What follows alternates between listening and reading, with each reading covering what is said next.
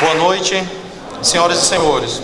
Em nome do Movimento Direita Ceará e do Partido Social Cristão, nós iniciamos nesse momento o primeiro simpósio Direita na Terra da Luz, onde tivemos a satisfação de convidar alguns nomes da política. O Movimento Direita Ceará surgiu com os protestos pró-impeachment. Somos um grupo de direita conservadora e cristão, onde a identificação da corrupção foi o ápice central do nosso surgimento. Somos um movimento político e partidário. Temos grandes objetivos, como, por exemplo, divulgar o conservadorismo por todo o estado do Ceará, do Cariri ao litoral. O movimento Direita Ceará vem crescendo e criando forças, respeitando as crenças, agregando valores e valorizando a família. Estamos no Vila Galé com Jair Bolsonaro. Jair, mais uma vez em Fortaleza, fale sobre esses próximos 2 anos do Brasil. O que é que você acha que vai acontecer? Olha, não atingimos ainda o ponto de inflexão. A economia não vai bem, não definimos ainda o futuro, quem é realmente o presidente da República. A Câmara, temos aí a renúncia do presidente. Estamos numa vida bastante conturbada politicamente falando. Agora, só estamos nessa situação porque a economia foi mal. Porque você, com recurso, né, você tem como contornar essas crises políticas. Agora, a questão da economia você não resolve de uma hora para outra, por melhor que seja um presidente que, porventura, assuma o governo de um país. Eu espero, peço a Deus que nos ajude, né, até buscarmos aí o ponto de inflexão e o Brasil começar a sair dessa crise que parece que não tem fim. E o que é que você pensa hoje do governo do Michel Temer? Eu não posso criticá-lo, tá ok? Qualquer um é melhor ou menos ruim do que a Dilma Rousseff do PT. Por enquanto, coisa que eu nunca fiz, né? Estou votando com ele na Câmara até o momento em que a Dilma receba realmente o cartão vermelho. Dali para frente eu volto a ser independente como sempre fui. E essas injustiças que estão jogando para cima de você, o que é que você pode falar? Olha, eles querem me tirar do tabuleiro político de 2018. O que o Supremo fez, me desculpa, não é porque me transformou em réu, não. Tudo aconteceu no Salão Verde e da tribuna da Câmara, discutindo uma proposta de emenda à Constituição sobre a redução da maioridade penal, tendo em vista um caso conhecido na época, né, caso Champinha, que estuprou e degolou uma menina, tá ok? E resolveu, o Supremo acolheu uma queixa-crime de uma deputada que sempre defendeu quem está à margem da lei. Lógico que agora eu fico sangrando, todo lugar que eu vou, eu sou réu em processo por apologia ao estupro. Logo eu, que sempre defendi as mulheres, não só com essas propostas, bem como temos projeto para agravar a pena para estupradores. Não, e no caso com ela, o seu papo assim, ela não merece ser estuprada, então você está protegendo ela. E mais ainda, né? Ela me chamou de estuprador quando perdeu a razão num debate. Ela me agrediu. Alguns falam que eu me excedi. A resposta minha foi muito maior do que a provocação, mas o Código Penal é bem claro quando diz de assunto semelhante a esse, né? Chama-se retorção. Você dá uma canelada em mim, eu dou cotovelada em você, e eu não vou responder por isso, né? Aí aconteceu exatamente o contrário. Infelizmente, o ministro Luiz Fux acolheu argumentações lobby do Conselho Nacional de Direitos Humanos para dar uma resposta ao estupro coletivo ocorrido no Rio de Janeiro. Me desculpa, não é porque eu sou réu, mas ele deu um tiro, no meu entender, na pessoa que mais defende as mulheres sobre esse tipo de crime dentro da Câmara dos Deputados. Agora, onde você chega no Brasil, em todos os lugares, é a multidão lhe defendendo. Se houver algum problema com a sua candidatura, lance seu filho. Primeiro que só um poderia ser candidato, um deles, né, que teria 35 anos até lá. Mas não seria a mesma coisa, apesar do meu filho ser muito melhor do que eu, que é motivo de orgulho para qualquer pai, o filho ser melhor do que ele. E essa multidão que me recebe até responde em parte a primeira indagação tua. Essas calúnias, a denúncia, o fato de eu ser réu no Supremo, eu estar no Conselho de Ética também, isso a população tem entendido que é uma perseguição, tendo em vista eu estar bem em pesquisas e ser uma ameaça àqueles, né, que sempre estiverem rodízio na presidência da República. Gostaria de convidar nosso deputado federal, o mito. Hoje, quando nós começamos a carreata, que não foi muito bem planejada, nós escutávamos em Fortaleza: quem é Quem chegou? E a população mesmo respondia: o mito chegou! O mito está em Fortaleza. Bolsonaro, obrigado, de coração. Obrigado, Heitor.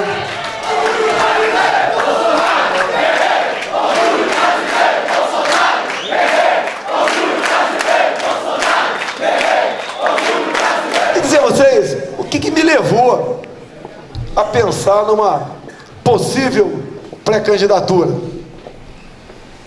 Foi através também de uma resposta que eu dei para uma loura. Eu não posso chamá-la de bonita, porque feia dá processo, bonita dá um pé no meu traseiro em casa. É melhor responder um processo no Supremo do que em casa para chamar alguém de bonita.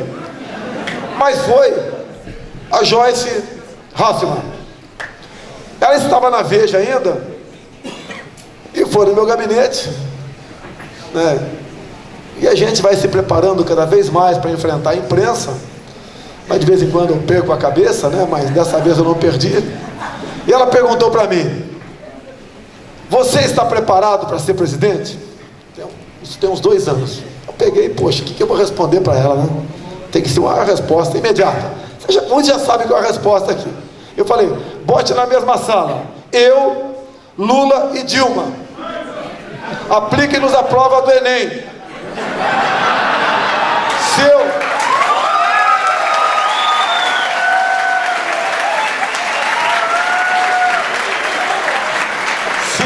Se eu não tiver uma nota maior que os 2 juntos, não estou preparado.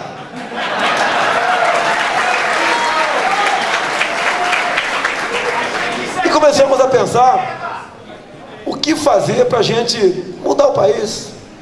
Porque é comum nós ficarmos reclamando. É num botequim às vezes, é no campo de futebol, é em casa até brigando com a esposa, certo? É no serviço.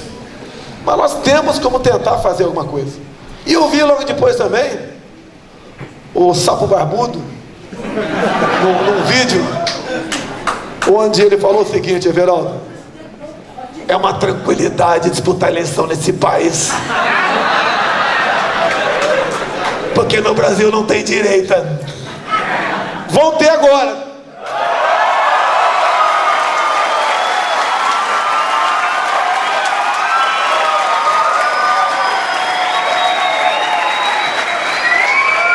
Porque caso eu seja escolhido pelo PSC, não vai ser. Pega o Everaldo ali e o senador aqui também, fazem parte da executiva aí. Nós vamos fazer um debate num nível muito acima do que vocês assistiram em 2014. Pronatec e Bolsa Família. Sei que aqui na região Nordeste tem a maior concentração de pessoas que recebem Bolsa Família. Logicamente, os nossos estudos, o meu particularmente, leva em conta que pouco mais de 30% não tem como sobreviver. Você tem que, o Estado dar um socorro para essa pessoa. Os outros quase 2/3 ou são fraudes, ou por omissão do Estado, o Estado não busca uma maneira de tirá-lo dessa situação, proporcionando-lhe emprego. E o que tira o homem da miséria não são projetos essencialistas, é o conhecimento. Agora, o PT, a esquerda, pensa em proporcionar conhecimento aos nossos filhos e netos? Não. Afinal de contas, né? Um outro livro aqui, o pessoal deve ter tido conhecimento dele, que chegou nas bibliotecas de muitas escolas públicas do Brasil: Aparelho Sexual e CIA.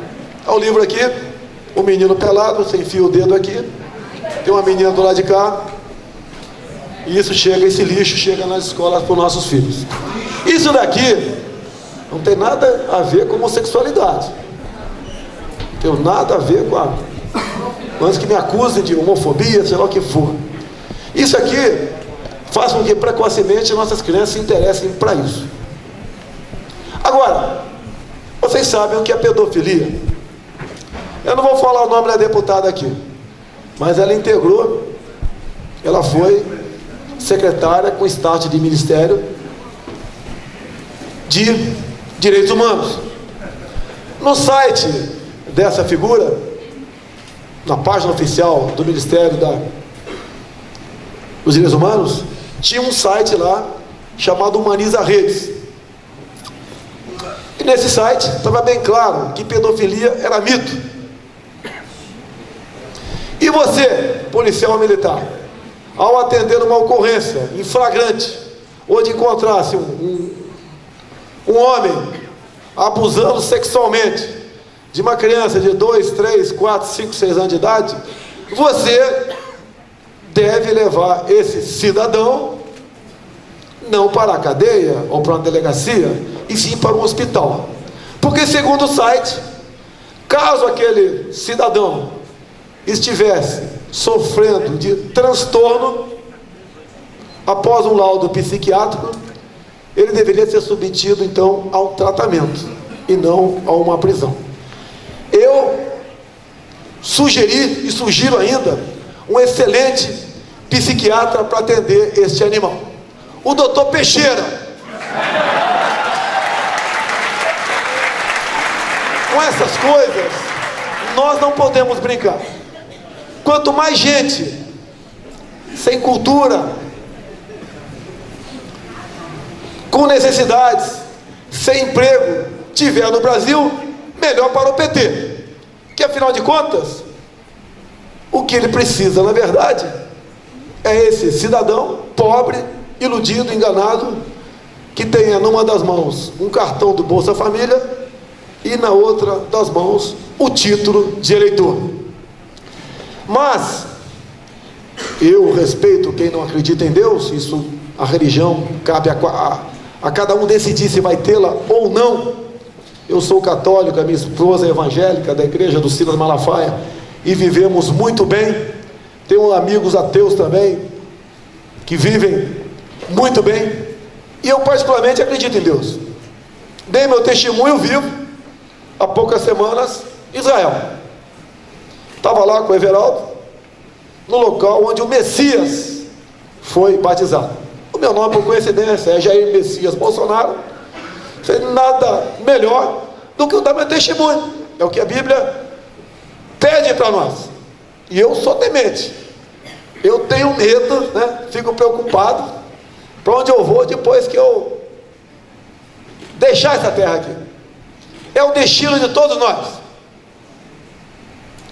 E Deus tem nos salvo. Deus paga a cada um de nós uma missão. Nós temos uma missão aqui na terra. Digo mais, Everaldo, a primeira decisão terrível que eu tive na minha vida, eu estava na ativa no exército, era capitão. Geraldo Teófilo lembra bem da história aqui. E eu estava descontente com a questão salarial. Acontecia alguma coisa comigo.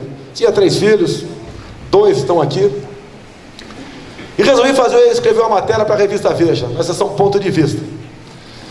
E entrego a matéria, não entrego, fui na Veja, voltei, não assinei nada. E daí eu tinha que tomar adesão, vou ou não vou? Daí eu procurei tinha um subtenente, um negão subtenente, lá no 8º já de ser paraquedista. Eu falei, ô Bento, está acontecendo isso, o que tu faz? Ele é espírita. E ele falou para mim, tu tem uma missão aqui na terra. Ele era um cara gordão, bonachão, né? Nada contra o pessoal, não vou me acusar de gordofobia aí não. Ele falou o seguinte, olha, se você não cumprir a sua missão aqui, tu vai reencarnar. Imagine reencarnar num corpinho como o meu. Eu falei, tô dentro. Fui na revista Veja, fiz a matéria na seção Ponto de Vista. Lógico que não é o caso de discorrer sobre ela, mas é uma questão particular que a gente vivia, sobre falsas acusações sobre cadetes da Academia Militar das Agulhas Negras. E logicamente eu tive uma punição, né? Mas a punição até foi muito engraçada. O comandante da brigada paraquedista era o general Acrísio Figueira.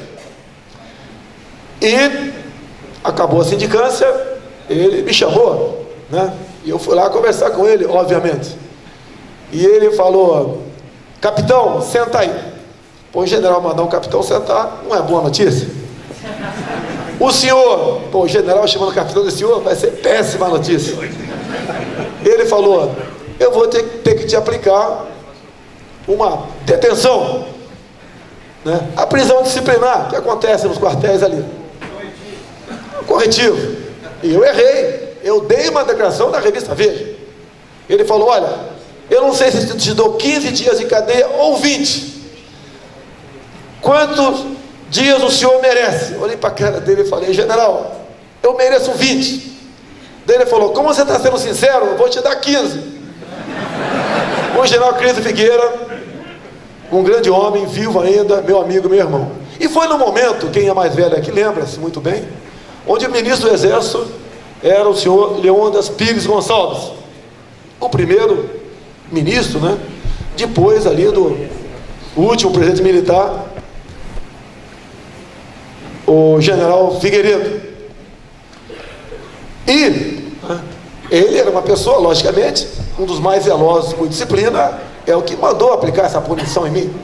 E outros problemas, infelizmente, eu tive, um outro problema eu tive, é o caso discutir aqui, que é muito longo, mas ele queria, vamos assim dizer, que cortasse a minha cabeça. O que aconteceu no início do ano 2000? Eu estava no Clube Militar, lá no Rio de Janeiro, deputado federal, e de repente estava na minha frente o general Leônidas Pires Gonçalves, já na reserva. E ele, perto de mim, começou a conversar comigo. Eu fiquei numa banana, né? Poxa, quem sou eu, né? Pô? O colega, o general, tentou cortar minha cabeça, com razão, tá certo? E está conversando comigo. E eu cheguei para ele e falei: o senhor sabe com quem o senhor está falando? Não é o seu deputado, não. Eu, o capitão. Ele falou: sei sim, não sou maluco, não. E a partir daquele momento, no ano 2001, 2002, fizemos uma grande amizade. Nunca discutimos o meu passado dentro da caserna. E foi um grande homem na minha vida, que eu lamento muito ele ter falecido o ano passado. Era um homem que conversava comigo sobre os vários problemas nacionais. Era um homem que fez a transição.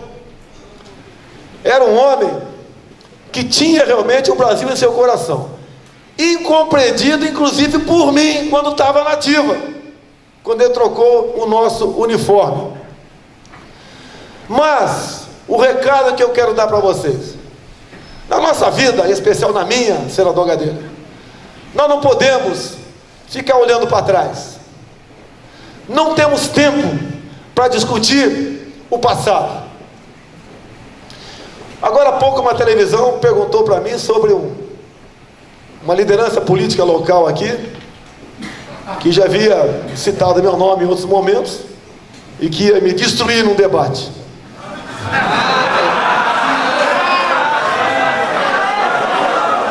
Olha, o que um bom político tem que destruir ou colaborar para que seja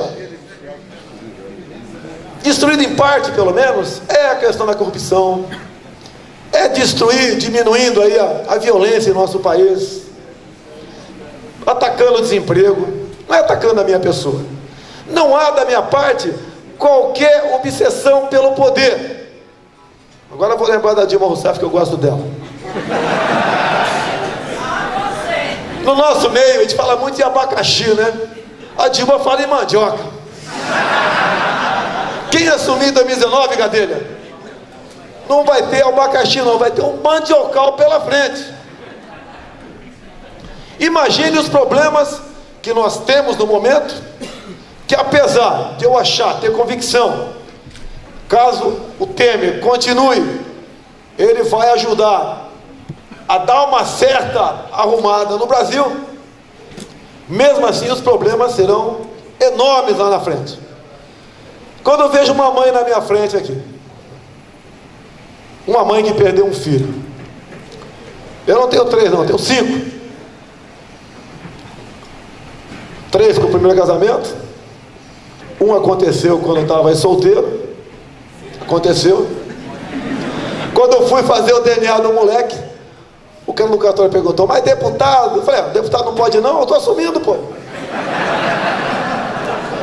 E a quinta, né, menina, eu dei uma relaxada e veio uma menina.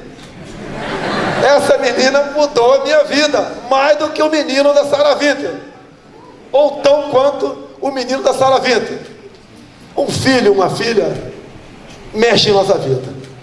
E eu olhando em casa para ela, muitas vezes, né, o que eu, 7 mandatos de deputado federal, vou deixar para minha filha, que tem praticamente a idade de 2 netas minhas. Nós temos que tentar mudar. Alguns falavam, o Everaldo, tu vem candidato a federal e a presidente, por exemplo, e perde, vai ficar sem mandato. Qual o problema? Eu já estou com 45 anos de serviço, sou da última turma do Congresso que tem direito à aposentadoria. Não são depois de 2 mandatos integral, não, né? Após o segundo mandato você tem proporcional, levando-se em conta a cota de 35 avos. Mas não vem ao caso, Zé. Não vem ao caso discutir questões menores. Eu quero fazer a minha parte.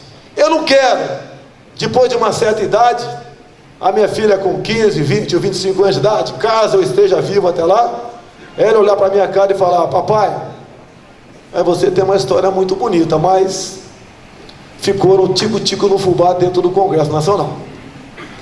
Nós temos como mudar. Como eu falei, e o Lula e Dilma estão preparados ou não. Aqui, para quebrar o galho de Lula e Dilma, 99,9% que eu estou vendo na minha frente aqui, tem condições melhor de ser presidente do que esta dupla, que já nos governou por 13 anos.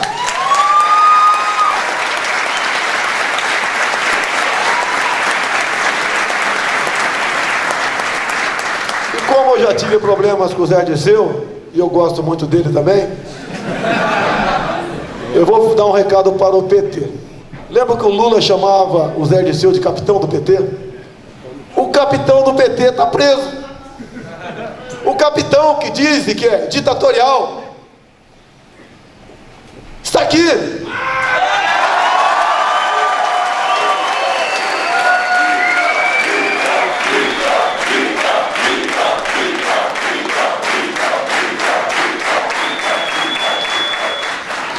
Me acusam de tudo, só não me acusam de...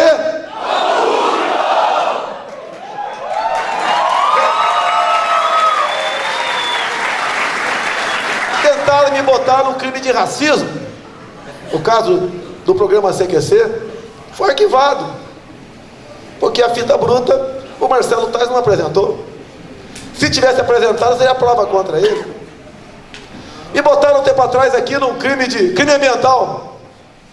Só que os caras são tão idiotas, deixando uma petista idiota é pleonasmo abusivo, que me autuaram numa terça-feira, como se estivesse na Baía de Angra, quase no mesmo horário que eu meti o dedo no painel de votação na Câmara. Nem se eu tivesse, se fosse o de flash, eu teria condições de estar no local onde fui autuado e ter metido o dedo no painel da Câmara. Mas fiquei sangrando 3 anos como criminoso ambiental. E por tabela, ainda falaram que eu queria tirar o porte do pessoal do IBAMA. Eu quero que alguém do IBAMA estiver aqui e me diga qual a lei que você tem direito a porte de arma. Não tem. Tem um decreto fajuto do PT. E nós estamos tentando há muito tempo dar o direito por lei, porque o dia que um agente do IBAMA tiver problema com a sua arma, e o outro lado tiver um bom advogado, mesmo o colega do IBAMA estando cumprindo para com o seu papel, ele vai ter problemas com a sua arma, sim. Então, essa nossa busca, doutor Everaldo, Olga Delha, meus filhos, vários outros amigos, agora também aqui o Heitor, estou com uma colinha aqui, tá? Agora tem também com o Heitor do nosso lado aqui, o Alex, meu irmão, dizer que a forma como vocês têm me recebido no aeroporto pelo Brasil, em momentos como esse, nos dá a energia para buscar mudar o país com gente como vocês ao nosso lado. Quem sou eu na política? Apenas um deputado federal de 7 mandatos. Nunca fui candidato a prefeitura, governadoria, nunca tive cargo na mesa diretora, nunca fui sequer vice-líder. Mas era de outro partido. Eu não posso ter essa função agora porque está andando. O vice-líder tem que estar mais atuante dentro da Câmara. Temos o líder do nosso partido, Marco Feliciano.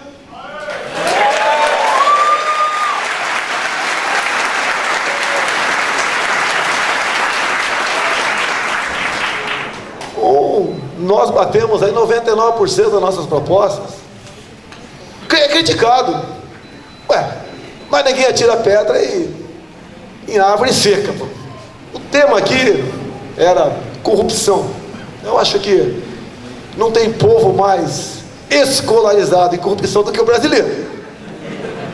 Hoje tem mais uma operação Lava Jato. Nós sabemos o que é isso. Quem é empresário aqui, empreendedor, quando sai do Brasil, sabe que quando chega lá, caso vá discutir algum tipo de negócio, ele já chega com uma manta da suspeição sobre si. É um país aqui que, onde, pelo que tudo indica, sem corrupção não vai para frente. E parece que de vez em quando a gente fica pensando, lembra daquela doleira do dinheiro na calcinha? Que tinha o dólar na cueca, que é de um cearense, cujo irmão tem uma matéria minha muito boa na Folha de São Paulo, antiga, né? O título é Guerrilheiro de Festim. Ok? A doleira falou que ela foi pega também com dinheiro na calcinha, se não me engano, $100 mil. Ô, calcinha bacana essa, hein? Algum deles está pensando, se minha namorada tivesse uma calcinha dessa. Ela falou que o Brasil sem corrupção não anda. Mas, aí sim, praticamente uma cultura, nós temos que buscar uma maneira de mudar isso daí. E temos como mudar. O Brasil é um país maravilhoso. Estivemos há pouco tempo em Israel. Eu conversando com o Everaldo, né? O que eles não têm e o que eles são. O que nós temos e não somos. Perguntam pra gente lá, como é que vocês conseguem não ser ninguém no cenário nacional? O Lula aqui fazendo concessões, dinheiro nosso do BNDES para o mundo todo, etc., atrás de uma cadeira no Conselho de Segurança da ONU. Eu discursei na Câmara, né? Deve ser para servir 51 para a galera. Um país, meu general, que tem umas forças armadas, que pede o brilho dos seus homens, o seu patriotismo, pese o seu valor, porque eles só são lembrados na hora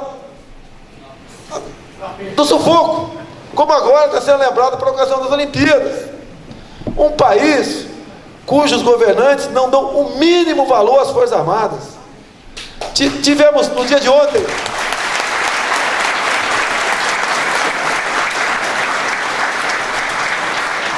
apresentou-se um nome para ser presidente da FUNAI, general de exército Peternelli. O ministro da Justiça, qual é o nome dele? Alexandre de Moraes, vetou o nome dele. Porque ele botou no teu Facebook que defendeu o 31 de março um tempo atrás. Agora, o Alexandre de Moraes, aquele carequinha, né? Ele tinha que olhar no espelho e falar: eu fui advogado do PCC. Que moral eu tenho para falar que o general não pode ser presidente da FUNAI? Nós vamos mudar isso daí. Se um dia nós chegarmos lá, Everaldo, quem vai ser o ministro da Defesa? 4 estrelas. O general de 4 estrelas.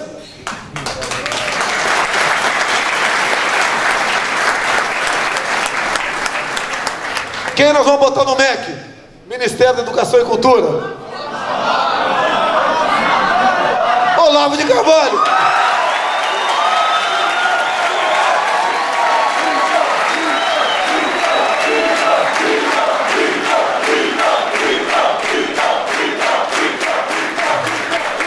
A Bia vai ser nossa secretária executiva. Nós temos bons nomes no nosso país, como aqui tem boas pessoas que são anônimas. Vamos cada um buscar uma maneira de aparecer lutando por um Brasil melhor. Temos como chegar lá. Eu conheci o Exército Brasileiro em 1970. Antes de 70, eu conheci Rubens Paiva. Esse que agora, ontem, deu um projeto para colocá-lo no livro dos heróis da pátria. E deixou para uma segunda votação, também herói da pátria, Carlos Marighella. É isso daí. Como mudaram aqui uma praça 31 de março, botaram outro nome. Ok? E como é que eu conheci? Então, e também não conheci, mas ouvi os tiros do Lamarca no Dia das Mães de 1970, na cidade de Eldorado Paulista. Por que o Lamarca atirou na praça naquele 8 de maio?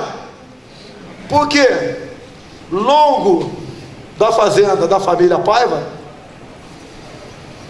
era a base de guerrilha do Lamarca. Ele passou na cidade, feriu 6 soldados da Força Pública, né? Hoje é a Polícia Militar, 2 pessoas, cidade pequenininha, conseguiu fugir, pegou como refém um tenente de 23 anos de idade, executou a coronhadas em cárcere privado, sem qualquer direito de defesa. Mas um detalhe: Lamarca pertencia ao VAR Palmares, Vanguarda Armada Revolucionária Palmares. Integrante da VAR Palmares, Dilma Rousseff. Integrante da VAR Palmares, Beth Mendes, aquela que acusou Brilhante Uso de torturador.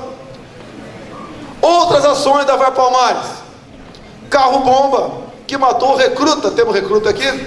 Deve ter algum recruta aqui. Alguém já foi recruta? Matou o recruta com carro-bomba no QG do Exército São Paulo, o garoto Mário Cosel Filho. E tantas outras ações terroristas por parte dessas pessoas. E quando eu conheci o Exército em 1970, eu não sabia o que era macarrão no braço ou estrela no ombro. Um garotão, tinha 15 anos de idade. Um de verde. Eu conversava muito com ele sobre as características da região Mata do Vado Ribeira, que o Exército ficou um tempo a mais lá. Não porque eles tinham alguma esperança de encontrar o Lamarca lá. Pelo passado do tempo, passaram a ter a convicção que o Lamarca tinha ido embora. Mas tínhamos que resgatar o tenente Alberto Mendes Júnior, coisa que infelizmente só aconteceu alguns meses depois. O garoto com o crânio esfacelado, enterrado em cova rasa. E vale a pena um detalhe aqui: o Lamarca, junto com a sua quadrilha, resolveu avocar o Tribunal de Honra, porque naquele tempo eles executavam as pessoas com fuzilamento, e não poderiam fuzilar o tenente lá, que poderia despertar a atenção das forças de segurança. E resolveram então abrir uma exceção. Executaram a coronhadas aquele garoto. Imagine a senhora a dor dessa mãe. Não é diferente da dor da senhora. Foram 2 jovens que tombaram no serviço da pátria. Hoje são homenageados. Lá em Maricá, Rio de Janeiro, você lembra num vídeo lá num grampo do prefeito Eduardo Paes, ele falando que Maricá é uma porcaria? Realmente, né? Não Maricá, mas o prefeito lá é um palavrão que eu não vou falar aqui. Acabou de inaugurar o Hospital Che Guevara e trouxe a filha do Che Guevara para ser homenageado. Eu comecei a lembrar aqui,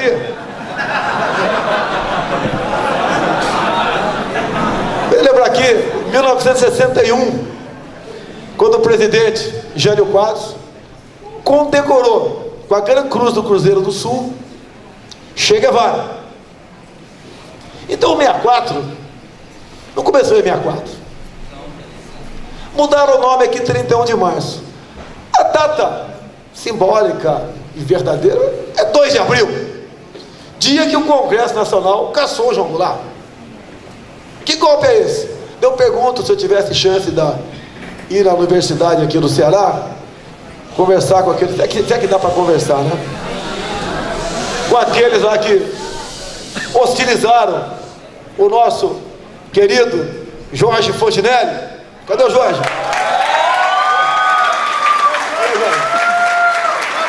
Ó, ele teve sangue muito frio para não reagir a todas aquelas provocações. Eu perguntaria para a molecada lá, pô, já que foi o golpe, quem foi o primeiro general que assumiu? Se falasse em Castelo Branco, eu ia perguntar quando? Duvido que alguém responderia 15 de abril de 1964. Porque ele foi eleito no dia 11 de abril, sob a proteção da Constituição de 1946. Infelizmente, né? Em 66, o Brasil vivendo uma normalidade, já se preparando até para entregar poder civil, veio a luta armada patrocinada pela esquerda em nosso país. O primeiro ato foi aquela bomba ali no aeroporto de Guararapes, onde perdeu a vida um almirante, um jornalista que a grande mídia não fala nele, só fala do Herzog, não fala do Regis. E daí então, e eles dizem inclusive, né, que eles entraram na luta armada por causa do AI-5. Só que não dá para mentir tanto assim.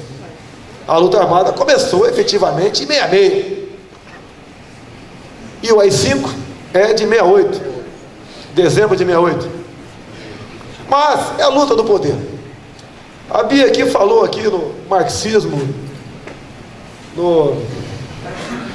falou aqui no grancismo, no fabianismo. É a maneira de chegar ao poder, enganando, disseminando entre nós a luta de classe. Branco contra negro. Ah, temos uma dívida histórica com os negros, não sei o que, não sei o que, não sei o que. Vocês acham justo a minha filha ser cotista? Mas vai ser. O meu sogro é o Paulo Negão. Eu não gosto do Negão, eu gosto da filha dele. Brincadeira, eu sou apaixonado pelo meu sogro. Então, nós somos uma raça só. Quando eu estive na Paraíba há pouco tempo, numa emissora de televisão, entrou esse assunto de cotas, né? Porque eles me rotulam como racista. Aquele caso do Preta Gil, o caso de cotas também. E eu falei o seguinte, o afrodescendente é um povo sofrido? Depende, né? O Neymar não é. Alguém acha que se ele tivesse meu futebol, teria namorado a Bruna Marquezine? Não teria. Agora, eu perguntei na rádio, lá na televisão, e o nordestino é sofrido ou não? Porque a imagem que nós temos lá no Sudeste é o povo sofrido. Essa é a nossa imagem. Quando se fala em porteiro de prédio, me desculpe, mas se lembra logo do nordestino. Isso é o que acontece lá. Outro político falaria aqui porque é politicamente incorreto tocar nesse assunto. E eu fiz o seguinte questionamento: imagine um afrodescendente e um paraibano no mesmo prédio, ganhando o mesmo salário, com filhos da mesma idade, prestam um concurso público, que agora a cota não é só para universidades, não, é para concurso público também. O filho do afrodescendente tira 8, o filho do paraibano tira 10. O afrodescendente ganha o serviço, o paraibano não. Isso é justo? Isso chama-se luta de classe. Jogar branco contra negro. Como o jornalista Lima Franco, final do ano passado, botou na página 2 do Globo a minha plataforma na cabeça dele, entre outras coisas, perseguir nordestinos. Tanto é que em março eu vim com meu sogro para cá e tive a surpresa, né, que ninguém tocou nesse assunto. Eu pensei que fosse começar a ser metralhado. Aí persegui nordestino. Aí persegui para quê? São Paulo tem 40% nordestino. Rio de Janeiro não sei, mas deve ter uns 20% no mínimo lá. Rio das Pedras tem 90% nordestino. Do lado da Barra da Tijuca, de vez em quando eu vou lá comer uma carne de sol e aquela manteiga de garrafa. É isso mesmo, né? Luta de classe como? Homo contra hétero. Alguém sabe se eu sou homossexual ou não? Alguém sabe? Tem certeza? Bota a mão no fogo. Ninguém tem nada a ver com a minha vida, a minha opção sexual.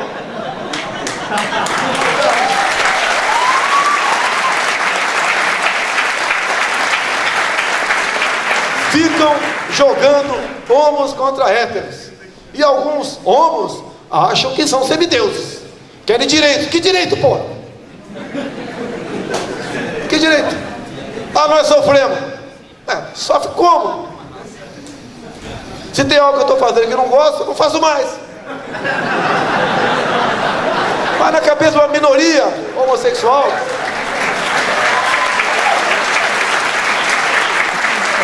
mas fico metendo na cabeça de uma minoria homossexual que tem que aprovar aquele tal, né? Já sepultado PLC 122, que caso um pastor ou um padre não realize o casamento, ele pode pegar 3 anos de cadeia inafiançável, entre tantas e tantas e tantas e tantas outras coisas. A gente luta contra isso, homofóbico. É como diz o pastor Silas Malafaia: você pode criticar deputado, juiz, advogado é gostoso de criticar, inclusive, torcedor do Flamengo, okay? Agora, quando você fala em gay, não pode. Eu fico imaginando os mais velhos aqui, se o Costinha fosse vivo, que o ponto principal do Costinha televisão é contar uma piada de bichinha. Estaria preso, coitado. Jogam, além do sulistas contra nortistas, jogam no momento brancos contra índios. Estamos vendo conflitos no Brasil, prejudicando enormemente a nossa agricultura, que é o carro-chefe da nossa economia. Uma verdadeira indústria, vou chegar lá, uma verdadeira indústria da demarcação em terras indígenas. Não tem terra indígena onde o subsolo não seja rico. Como não se consegue acordar para isso? Temos proposta para explorar de forma sustentável essas reservas dentro das reservas indígenas. Porque o índio não quer latifúndio, ele quer energia elétrica, ele quer uma maquininha para fazer a tua farinha, ele quer um trem para matar as tuas lombrigas, ele quer um dentista para não doer mais o dente dele, quer namorar gente diferente, lembra do Paiacã? Querem D10, eles querem se integrar à sociedade dos seres humanos. É injusto o que os últimos governos vêm fazendo com os índios, condenando muitos deles dentro de reservas como se fosse um zoológico, um bicho para ser visitado. Não é dessa forma. E o risco que nós corremos, mais cedo ou mais tarde, é essas grandes reservas se tornarem independentes. Porque o primeiro mundo, com razão, eles estão certos, nós é que estamos errados, estão de olho nessas reservas de fontes não renováveis.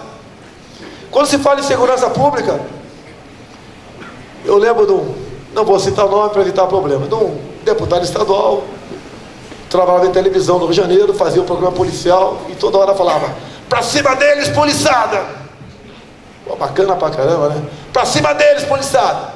Agora, quando o policial matava um vagabundo e vinha gente de direitos humanos e conseguia, na base da fraude, transformar auto-resistência em execução e o policial ia para a cadeia, aquele cidadão não falava nada. O cara está para cima dele poliçado. Como eu disse no começo aqui, se um dia eu tiver o comando no Brasil, soldado meu em combate nunca sentará nos bancos dos réus.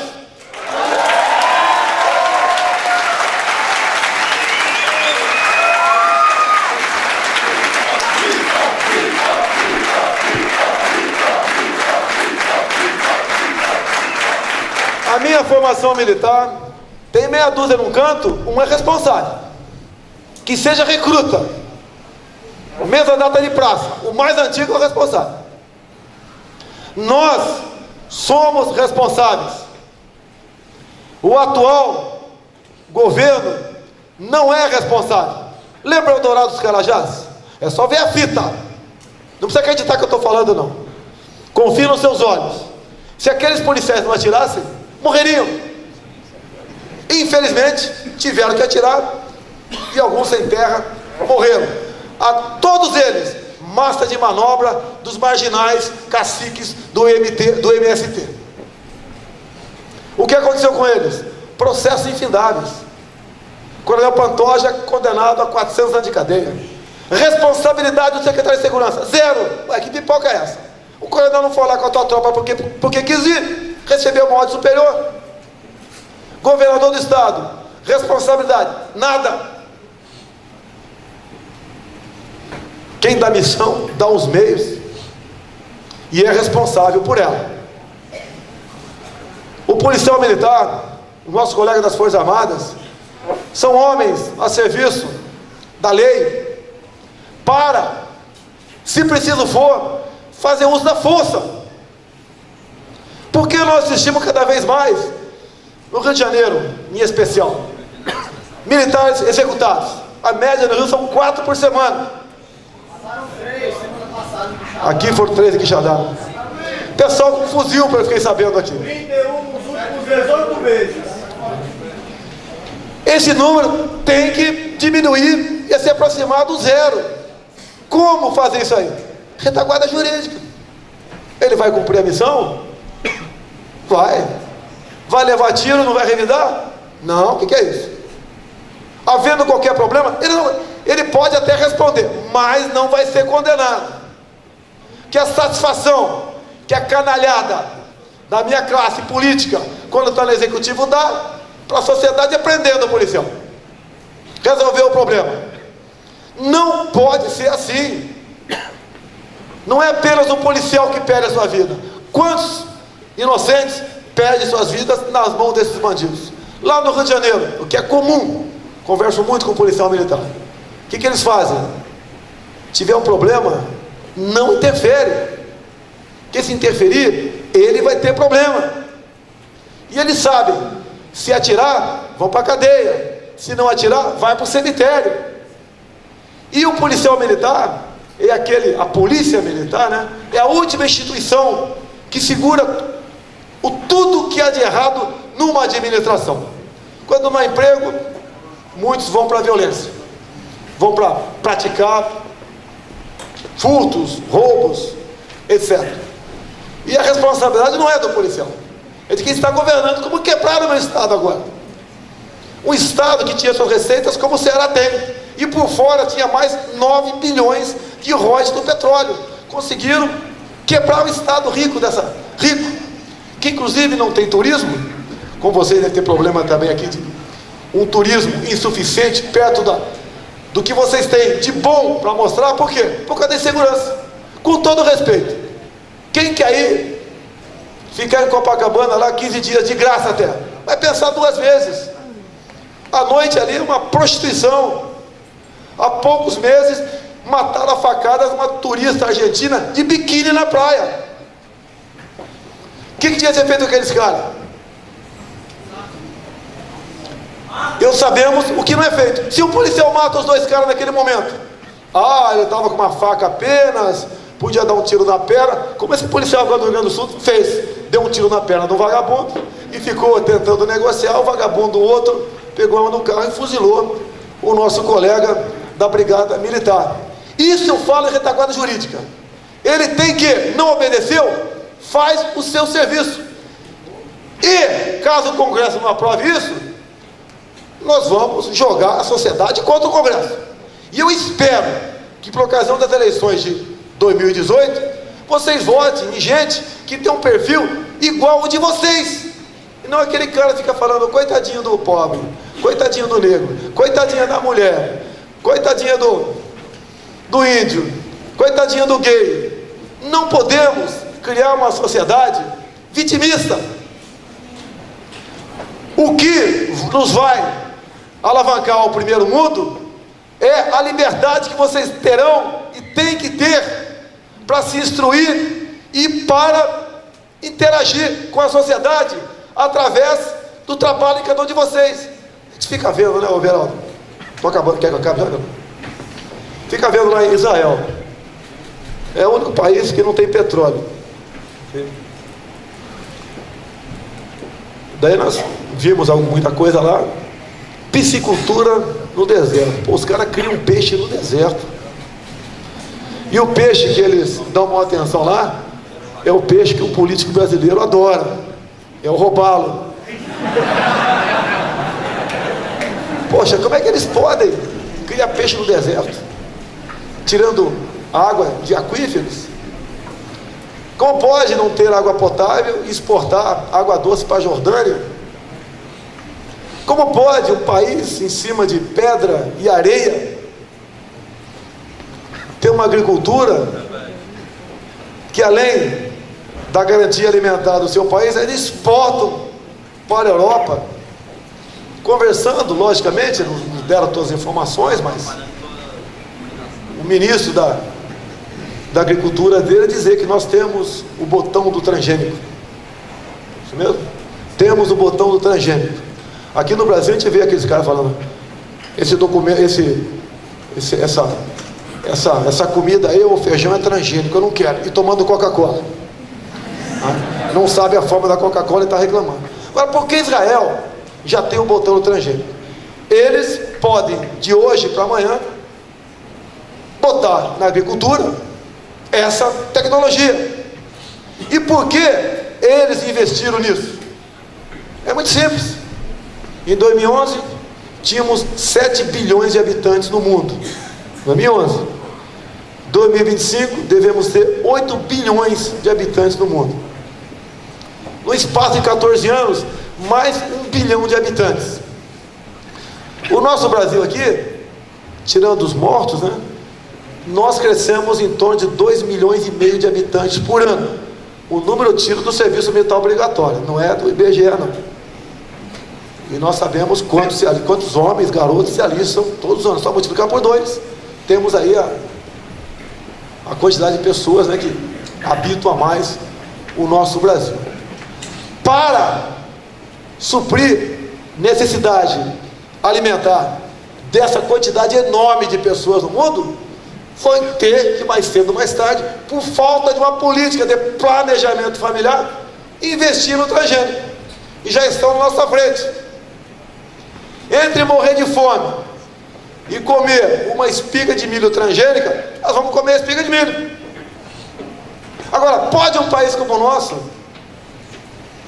acredite se quiser, não ter como garantir a nossa soberania alimentar? Falta feijão, né? O que acontece?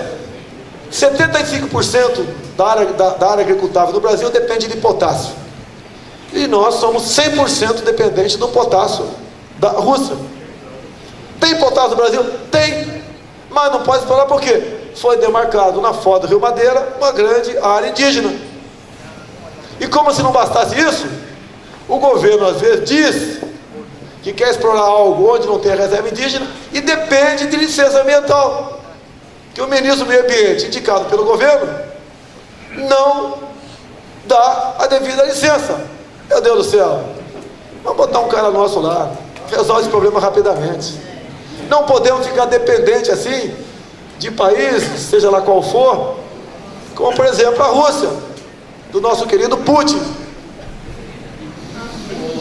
Se ele lá resolver não mais exportar ou diminuir a exportação de potássio para nós, ou aumentar o preço do mesmo, a nossa locomotiva da economia vai para o precipício. Como nós viveremos aqui? Rio Grande do Sul quebrou, Rio de Janeiro quebrado, Espírito Santo está afundando. Com toda certeza outros estados estão no mesmo caminho, que a máquina, a roda da economia não roda. Herança dessa turma que esteve aí praticando o populismo. É bolsa isso, é bolsa aquilo. Lá no Rio tinha café da manhã na estrada de ferro. Na estação de trem estava lá, café da manhã, 50 centavos. Vamos pagar do preço agora. Tudo tem o seu preço. Se nós nos aproximarmos de países como citei Israel aqui agora, entre outros, Coreia do Sul, Estados Unidos, entre outros, nós não podemos sequer sonhar e sermos alguém no futuro. Falar em Nióbio aqui para encerrando. Médico cubano, está convidado aqui para 1º de janeiro de 2019 para mandar os cubanos de volta. Agora, eu falaria mais.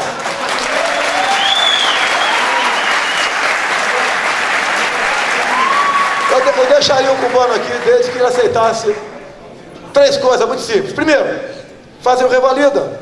Vamos saber se o cara é médico ou é um agente ou militar cubano. Como nós temos certeza que tem muita gente nesse sentido. Outra coisa, em vez de ganhar 2 mil por mês, vai ganhar 10. Os 8 mil de cada um que vai para Fidel Castro todo mês, não vai mais.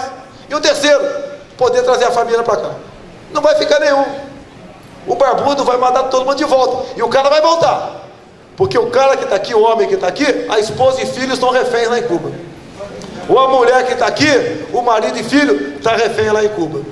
Vai voltar todo mundo. E essa quadrilha da esquerda fala em direitos humanos. Como são tratados os cubanos? Nióbio, está previsto, pode ser que eu não vá, porque pode ser que haja na quinta-feira de semana que vem eleições para a presidência da Câmara. Voltou para terça? Então, se Deus quiser, terça-feira a gente mata essa charada aí, elege um presidente. Vou votar naquele que tiver na chapa de oposição ao PT. Não quero nem saber quem é, ok? Então, está previsto irmos para Araxá.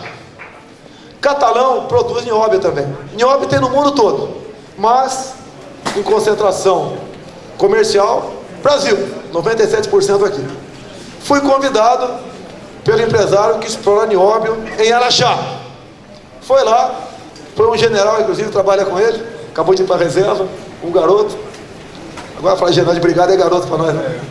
Foi falar comigo, a minha turma são generais de exército, e falou do interesse do dono da empresa que explora nióbio em Araxá em mostrar 99% do nióbio, que para todos nós, para mim, é um tabu. Daí ele falou, entre outras coisas, eu queria mostrar para vocês que hoje no mundo já está em fase final da fabricação de vidro inteligente. Eu já ouvi muita coisa sobre inteligência virtual, inteligência etc, mas vidro inteligente não. Segundo ele, de acordo com a concentração de nióbio no vidro, ele automaticamente filtra quanto de luz ou de calor entra no ambiente. Imagine a economia de energia elétrica, onde se colocar esse vidro, onde as áreas que porventura tem um vidro, seja instalado o vidro inteligente. Entre tantas outras coisas, você nem imagina. Pô, eu confesso, para mim vidro inteligente já me derrubou. Imagine as outras coisas. Então nós temos a matéria-prima para nos colocar no primeiro mundo da tecnologia. Eu não sei quem é esse dono da empresa lá. Ele tem a minha idade, é muito velho, se é novo, não sei. Mas me surpreendeu o convite disso daí. Mas por que eu e não outro parlamentar? A conclusão fica para vocês. Nós pensamos no Brasil. Nós não queremos negociar nada com ninguém. Já falei para o Everaldo, você chegar lá, você tem que dar exemplo. Um dia o almoço vai ser arroz, feijão e ovo. No outro dia, ovo, arroz e feijão. Pode ser arroz, ovo e feijão, pode ser, ok? Você tem que dar exemplo. De vez em quando a pessoa me convida para almoçar em algum lugar. Qual é o teu cardápio preferido? Eu falei, companheiro, depois de 17 anos de exército, eu só não como o que não tem. Eu sei que vai ser melhor do que um boi ralado, uma galinha batida pela artilharia. Quando a comida está um pouco azeda no quartel, qual o macete? Atrasa o rancho 1 hora, a galera enche o bucho e não reclama. Eu lembro lá em Niuaque, todo mundo tem apelido no quartel, né? Quem não tem? Eu tinha, pô. Cavalão. Colega da minha turma aqui, ó, também tem apelido também, o Evaldo aqui. Eu lembro que tinha um soldado, né, no recruta, que foi no médico. Em Niuaque, 20% do que incorporava era índio, né? É um pessoal humilde, não tinha nada na cidade. Okay? Geralmente quem ia para lá era para cumprir estava pagando um castigo. Quando eu cheguei lá, os mais antigos perguntaram: que besteira você fez para vir para cá? Eu falei: eu estou vindo para cá porque com o que eu estou ganhando, eu não posso me casar.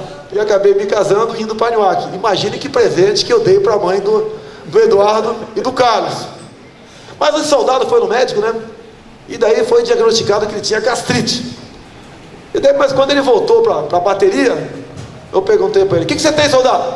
Que geralmente o doutor aqui, ele cobrava flexão, canguru, abdominal, e resolvia o problema. Ele falou: eu tenho gastite.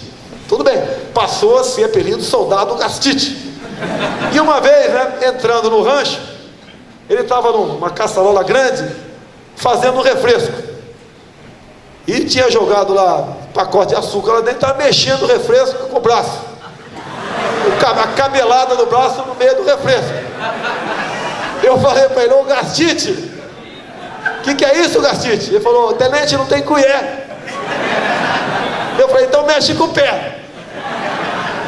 É a nossa vida. Sinceridade. Não estou vendendo ilusão. Entendo como uma missão. As coisas acontecem na nossa vida. Quando eu resolvi vir candidato a vereador no Rio de Janeiro, meu pai veio lá do interior de São Paulo, que era dentista prático, queria dar um couro em mim. Você não vai ser candidato a vereador, você vai ficar no exército porque você vai ser presidente da república.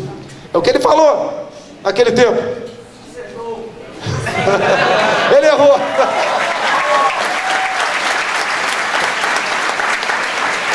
Eu vim candidato a vereador, me elegi. E no nosso meio, né, a consciência, general Teófilo, que se serve a pátria com farda, com paletó e gravata, com macacão, com uniforme, o bomba aí, os bombeiros com a sunga na praia, alguns ali com a colher de cozinheiro na mão, fazendo um trabalho bem feito. Todos nós estamos servindo a nossa pátria. É o sonho que eu tenho, continuar servindo a minha pátria. E isso eu sei que é inerente a cada um de vocês. Ninguém está aqui atrás de favores, atrás de pedir algo para o Estado, porque vocês têm a consciência que não é você estando bem que o Brasil estará bem. É o Brasil estando bem que todos nós estaremos bem.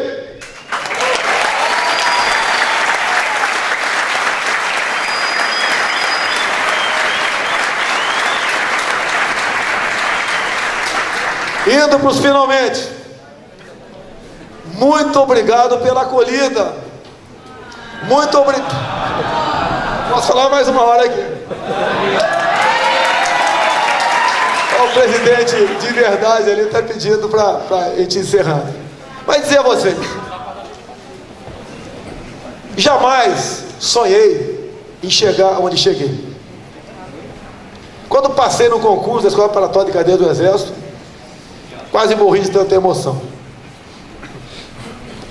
E a vida vai nos reservando coisas que a gente não imagina. Quando me elegi vereador no Rio de Janeiro, 2 semanas depois tivemos o resultado, que era aquela contagem manual, né? Eu tinha uma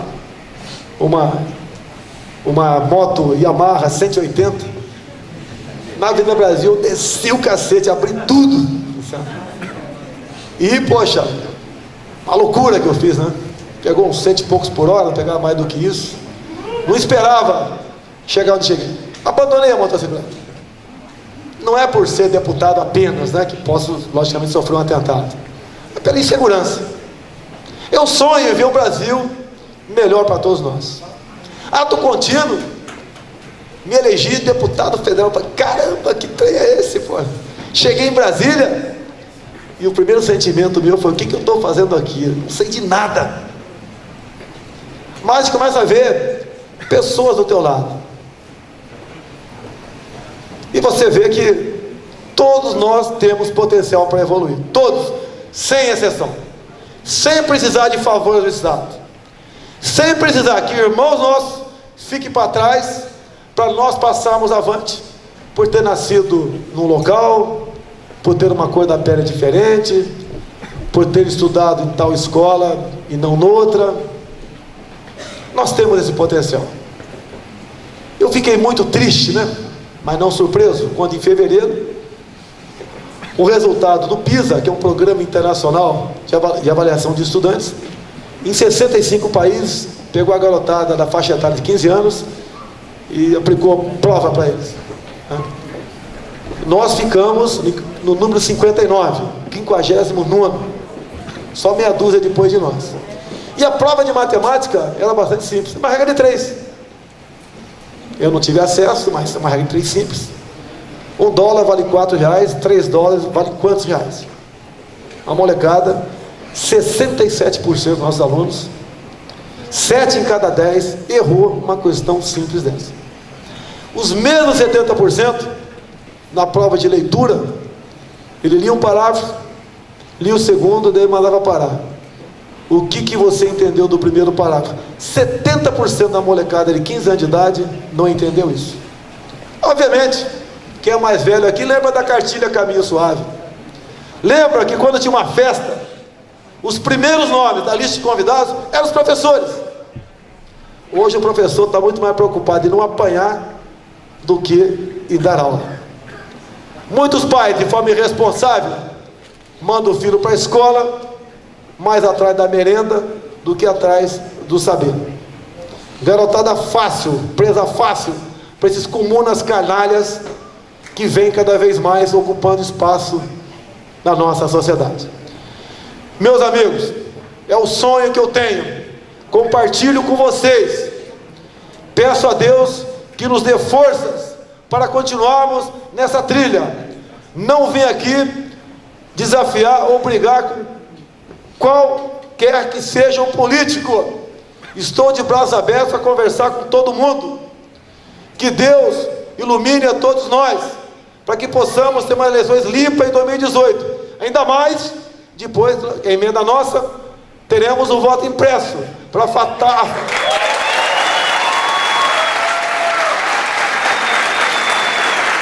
afastarmos de vez a possibilidade de fraude. Nós temos como mudar esse Brasil. Eu acredito em vocês. Brasil acima de tudo, Deus acima de todos. Muito obrigado.